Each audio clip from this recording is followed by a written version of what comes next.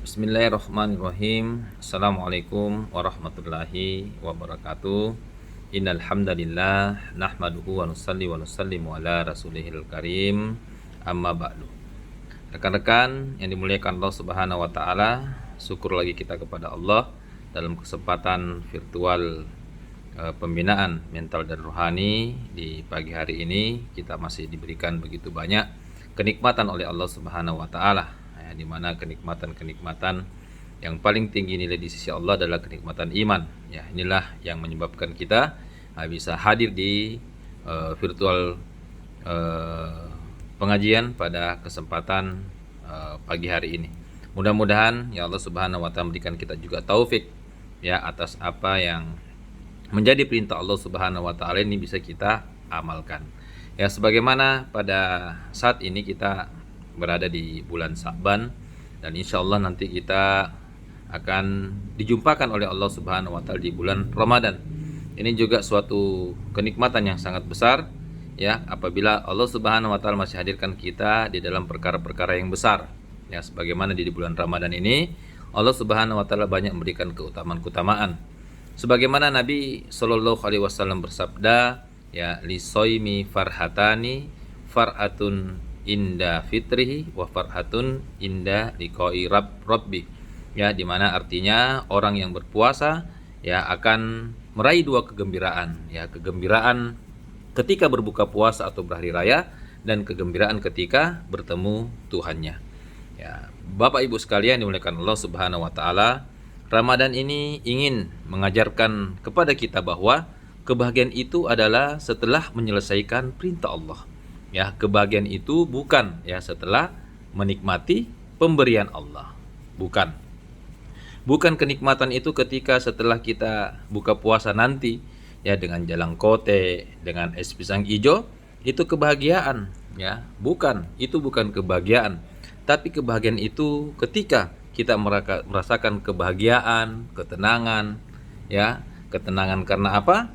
Karena satu hari penuh kita telah meninggalkan apa yang sebenarnya boleh kita makan, yang sebenarnya kita boleh sentuh, tapi kita tidak sentuh karena apa? Untuk keinginan Allah. Ya, maka ketika Allah memberikan waktu untuk memakan dan bisa menyentuhnya, ada kebahagiaan dalam hati karena telah menyempurnakan keinginan Allah. Kalau nanti Pak, kita buka puasa dan kita merasakan senang karena makanannya yang ada di depan kita, maka kata ulama berarti puasa kita ini seperti puasa anak kecil. Ya, tapi kalau nanti Pak, kita duduk pada saat mau buka puasa, ada perasaan bersyukur, ya Allah, hari ini Engkau telah ajarkan lagi saya bagaimana saya tahan keinginan saya untuk saya bersyukur karena Engkau telah mengizinkan saya untuk mendapatkan keinginan saya. Maka puasanya tadi Pak akan hadirkan pelajaran keimanan di dalam diri kita. Begitulah sebenarnya ya kita harus hidup. Ya, orang yang hidup di dunia ini meletakkan pemberian Allah di dalam hatinya, maka kematian akan menjadi perkara yang paling berat buat dia. Ya, karena dia akan berpisah dengan semua ya pemberian Allah itu.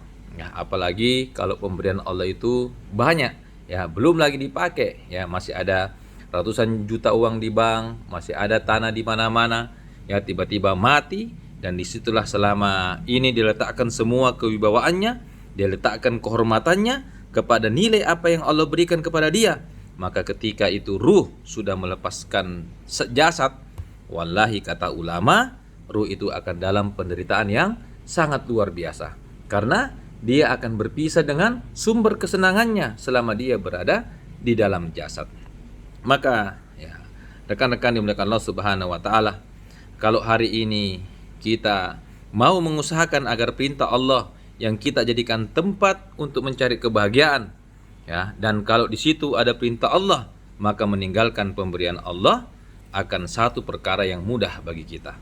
Maka kata ulama, kematian akan menjadi tempat kita berhari raya, karena orang yang terbiasa buat pengorbanan, tinggalkan pemberian untuk perintah Allah, maka dia akan senang sekali ketika tiba masanya untuk berjumpa dengan Allah. Contoh Pak, ya. Contoh sederhana saja ya untuk bisa menggambarkan perasaan.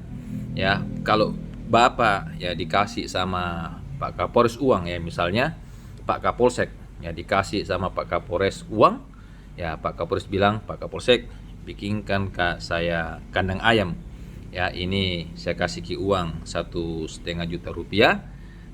Terus waktu tak saya kasih 2 hari, karena 2 hari lagi ada orang mau kasih ke ayam dan saya mau letakkan ayam itu di kandang. Ini gambarnya ya, ini gambarnya yang harus kita bikin. Ya ini uangnya dan 2 hari harus sudah selesai. Maka Pak Kapolsek ketika menerima uang dari Pak Kapolres, ya Pak Kapolsek bilang, ih lumayan ini, ya bisa untuk DP motor, ya terus sisanya bisa untuk ya DP HP Android yang terbaru, terus sisanya lagi bisa bawa makan-makan istri di warung. Akhirnya ya Pak Kapolsek dia penuhi seluruh keinginannya dengan modal yang diberikan oleh Pak Kapolres. Ya 2 hari berlalu, kandang yang disuruh bikin tidak ada, makanan tadi yang sudah dimakan ya oleh Pak Kapolsek dan keluarganya pun ya sudah berubah jadi kotoran. Ya, terus HP yang tadinya membawa kebahagiaan sekarang datang cicilan kedua. Maka Pak Kapolsek sudah mulai gelisah dia. Ya, bagaimana ini? Kalau datang Pak Kapolres minta kandangnya, ya pasti Pak Kapolsek bilang sama orang-orang, kalau ada Pak Kapolres bilang kona saya tidak ada. Kalau dia lihat Pak Kapolres ya lewat dari pintu depan, maka Pak Kapolsek akan lari dari pintu belakang. Kenapa Pak? Ya kata ulama, kenapa? Karena Pak Kapolsek tidak suka ketemu dengan Kapolres. Karena apa Pak? Karena Pak Kapolsek tahu apa yang diberikan modal oleh Pak Kapolres dia gunakan bukan untuk kepentingan Pak Kapolres. Dia gunakan modal yang diberikan oleh Pak Kapolres itu untuk keinginan sendiri Pak Kapolsek. Maka Pak Kapolsek hilang keinginannya untuk ketemu lagi dengan Pak Kapolres. Bahkan mungkin dia bercita-cita supaya Pak Kapolres dipindahkan ke tempat lain yang jauh. Betul Pak. Ya, Kapolsek itu tidak suka kalau ada kabar. Alhamdulillah Pak Kapolres ya tahun ini sampai tahun depan tidak dipindahkan. Pasti masih berdiri itu Pak Kapolsek. Ya habis saya kata Pak Kapolsek. Ya karena kenapa? Dia tidak suka sekali pertemuan dengan Pak Kapolres dan itu tidak bisa dibohongi kata ulama. Itu tidak bisa dibohongi. Hati ini Pak tidak akan suka bertemu dengan seseorang yang kita hianati dia. Coba sebaliknya, kalau Pak Kapolsek ini dikasih uang 1,5 juta, dikasih gambarnya, dikasih waktunya, dia bikin sungguh-sungguh, bahkan dia bikin lebih bagus dari gambar yang diberikan oleh Pak Kapolres. Gambarnya sederhana saja Pak, tapi Pak Kapolsek berpikir 1,5 juta ini bisa saya bikin lebih bagus dari gambar dikasih ke sama Pak Kapolres. Akhirnya dia bikin itu kandang. Ya, dia bikin sampai bagus. Semua orang datang puji-puji itu kandang. Ya, bagus sekali itu kandang. Siapa yang punya kandang ayam ini? Senangnya itu orang yang punya kandang ayam seperti ini. Apa yang terjadi, Pak? Ya, dengan perasaan hati Pak Kapolsek. Dia akan menunggu-nunggu ya hasil pertemuannya dengan Pak Kapolres. Kapan Pak Kapolres ini datang? Sedikit-sedikit dia telepon ke ajudan. Ada Pak Kapolres di situ? Ya, iya ada. Kapan dia mau lihat kandangnya? Kenapa seperti itu Pak? Ya ada rasa rindu Pak. Ya Allah tanamkan itu. Allah tanamkan dalam hati seseorang. Ya kenapa? Karena dia telah sungguh-sungguh bahkan mungkin ada keinginan Pak Kapolsek yang dia tinggalkan untuk menyempurnakan keinginan Pak Kapolres. Maka pertemuan dengan Pak Kapolres akan menjadi pertemuan yang sangat dia damba-dambakan. Dan Kapolres pun akan senang ketemu dengan dia. Bapak Ibu sekalian dimuliakan Allah Subhanahu wa taala. Ulama kita mengatakan beginilah manusia.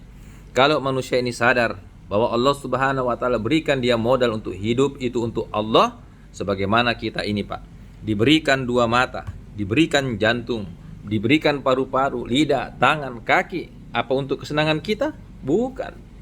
Allah datangkan hewan, kerbau, sapi, kambing, seluruh makanan-makanan yang kita makan ini Allah datangkan, kemudian kita gunakan itu untuk kesenangan kita. Kita lupa bahwa Allah datangkan itu semua untuk tempat kita sempurnakan apa yang menjadi keinginan Allah. Ya, kalau kita hidup dengan modal seperti itu, Pak. Ya, kita hidup dengan model seperti itu. Ya, kita sadari ini jabatan, modal untuk saya ketemu dengan Allah. Ini kekayaan, modal ya dari Allah untuk saya gunakan sehingga nanti dengan modal ini saya akan senang ketemu Allah dan Allah akan senang ketemu dengan saya. Bagaimana caranya Pak? Letakkan semua apa yang Allah berikan berupa pemberian dalam kehidupan di dunia ini untuk mengutamakan dan wujudkan keinginan Allah. Maka pasti ya ketika ya kita meninggal dunia, orang-orang boleh menangis, tetapi kita akan tersenyum senang gembira menunggu tibanya datangnya itu ruh di tenggorokan kita. Kita akan bilang pada malaikat, cepatlah ambil. Ya, kalau ada orang yang bawa jenazah kita akan bilang kepada orang yang bawa jenazah kita tuh, kenapa lama sekali kau jalan? Cepat kau sedikit bawa, Kak. Cepat kau bawa ke kuburku. Saya akan bertemu dengan zat yang selama ini saya dahulukan keinginannya. Tapi sebaliknya begitu, Pak. Ya, dalam hadis begitu diceritakan. Sebaliknya orang yang hidup di dunia ini sibuk menggunakan pemberian Allah, kekayaannya, umurnya, waktunya, hidupnya, pekerjaannya dia hanya pakai untuk keinginannya saja. Dia tidak peduli keinginan Allah. Maka ketika dia meninggal dunia, belum lagi ruh itu keluar, maka dia sudah menderita luar biasa. Kenapa, Pak? Karena dia takut ketemu Allah. Dia tidak senang ketemu Allah. Dan wallahi, saat itu Allah juga tidak senang ketemu dengan dia. Maka ketika dia dimasukkan dalam keranda jenazah, kata Nabi, kemudian orang-orang bawa itu ke kubur dan dia berteriak. Tidak ada yang mendengarkan teriakannya kecuali jin dan binatang. Ya, dia beritakan kepada orang-orang yang membawa jenazahnya, pelan-pelan Ki, kasihan. Pelan-pelan Ki, kasihan. Kenapa kau cepat-cepat bawa ke kuburku? Kenapa, Pak? Ya, karena dia tidak suka pertemuannya dengan Allah. Dan Allah juga tidak suka bertemu dengan dia. Sekarang Bapak sekalian, kita masih punya kesempatan untuk mempersiapkan pertemuan kita dengan Allah. Allah Subhanahu wa taala masih memberikan kita Ramadan. Maka gunakan setiap waktu Ramadan ini mewujudkan apa yang menjadi keinginan Allah. Allah masih berikan kita ini sehat. Allah masih mampukan kita untuk bicara. Allah masih mampukan Bapak untuk ketuk pintu rumah. Maka gunakan kesempatan itu Bapak sekalian untuk senangkan Allah. Kalau hari ini Bapak berkeliling-keliling di Makassar, ya, kita ketuk pintu setiap rumah, ceritakan ke orang-orang bahwa Pak Wali Kota itu baik sekali, Pak Wali Kota itu baik sekali, Pak Wali itu baik sekali, dan kemudian Bapak ceritakan ke seluruh orang Makassar bahwa Pak Wali Kota itu baik sekali. Kira-kira, Pak, ya, Wali Kota cinta nggak sama kita? Ya, pasti dia cinta, Pak. Dia akan tanya ke orang-orang, kau pergi kasih tahu itu orang-orang bapak-bapak yang suka ketuk-ketuk pintu rumahnya, orang-orang dan sebut namaku. Apa yang dia mau minta, saya akan kasih. Ya, kalau sebut nama wali kota saja, Pak, wali kota akan cinta. Apalagi kalau kita sebut namanya Allah. Ketuk pintu rumah, Pak. Ya, ketuk pintu rumah. Ya, sampaikan, wahai saudaraku, Allah yang ciptakan kamu, Allah yang berikan kehidupan ini untuk kamu, Allah yang sudah siapkan surga untuk kamu. Kenapa kamu lari dari Allah? Kenapa kau tinggalkan Allah? Ketuk, Pak. Ketuk pintu-pintu rumah manusia. Maka Allah akan senang dengan Bapak. Allah Subhanahu wa taala akan berikan Bapak kekuatan untuk Bapak sempurnakan apa yang Allah wajibkan kepada Bapak. Sehingga ketika nanti giliran Bapak berjumpa dengan Allah, Allah akan senang berjumpa dengan Bapak dan Bapak akan senang berjumpa dengan Allah. Maka kita mau belajar, datangkan diri kita. Batangkan kebahagiaan kita dalam perintah Allah, yaitu berhijrah untuk agamanya. Tinggalkan sedikit kesenangan kita itu, datanglah pada agama Allah. Datanglah di masjid, duduklah dalam taklim yang Allah sangat suka, duduklah dalam amal-amal agama, belajarlah ilmu di masjid, dan kemudian ajaklah manusia untuk duduk dalam amalan yang sedang kita amalkan itu. Maka itu modal awal untuk Allah Subhanahu wa taala akan kuatkan kita di atas ketaatan kepadanya. Bapak sekalian dimuliakan Allah Subhanahu wa taala, kehidupan ini adalah kehidupan yang tidak lama. Jangan sampai kehidupan dunia ini membuat kita tertipu. Berapa banyak orang-orang yang dulu punya kekayaan di dunia ini, sekarang mereka sudah tidur di sana, sudah diletakkan di dalam tanah sana. Apa manfaat kekayaan yang dia miliki di dunia ini? Tidak ada lagi, Pak. Kalau dulu dia hidup, ya, dia tidak bawa kekayaan dia itu untuk sempurnakan keinginan Allah, maka pasti dia pergi bawa penyesalan saja. Kalau dulu dia punya kesehatan, kalau saja dia dulu punya pangkat, dia punya jabatan, kesempatan dia punya pangkat dan jabatan, dia tidak gunakan untuk menyenangkan Allah, maka jabatan itu akan menjadi puncak bagi dia di yaumil qiyamah. Maka Bapak sekalian, kita mau siapkan pertemuan kita dengan Allah dengan cara yang paling baik, dengan cara yang sudah dilewati oleh para sahabat, ya, sahabat radhiyallahu anhum ajmain, ya, di mana mungkin banyak di antara mereka yang mati meninggalkan dunia ini Ya, belum lagi ketika Islam sempurna. Banyak, bukan sedikit. Banyak sahabat yang sudah terlanjur meninggalkan dunia ini, tetapi agama belum sempurna. Perintah ayat al-yauma akmaltu lakum dinakum wa atmamtu alaikum binikmati waraditu lakum Islam madinah. Ayat ini belum turun, tapi berapa banyak sahabat yang sudah meninggal dunia. Tetapi Allah Subhanahu wa taala tetap masukkan mereka ke dalam keridhoannya. Artinya mereka belum amalkan agama dengan sempurna. Tapi kenapa mereka diridhoi? Apa yang menyebabkan mereka diridhoi? Ya, padahal belum semua agama diamalkan. Karena dia sudah korbankan kesenangannya supaya agama Allah diamalkan oleh manusia. Sebab pengorbanan mereka lah akhirnya agama turun dengan sempurna. Sebab dengan pengorbanan mereka lah manusia akhirnya bisa kenal dengan agama. Dan Allah Subhanahu wa taala mendapati dalam kehidupan sahabat, mereka adalah orang-orang yang punya kesiapan untuk mengamalkan agama. Walaupun agama belum mereka amalkan secara sempurna. Itulah yang kita hadirkan dalam diri kita, Bapak sekalian. Kita mau ada di jalan para sahabat. Ya, tidak usah bicara kualitas. Kalau kualitas seluruh umur kita ini kita pakai untuk berkorban untuk agama, kita tidak akan sampai pada debu yang menempel di kaki para sahabat. Tapi hari ini kalau kita mengikuti jalan sahabat, maka di mana sahabat sampai, di situ juga kita akan sampai.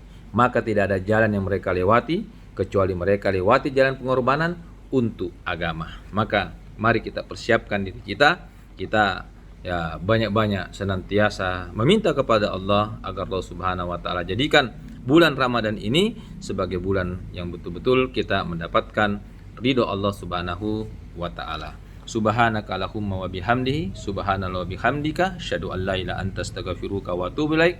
Assalamualaikum warahmatullahi wabarakatuh.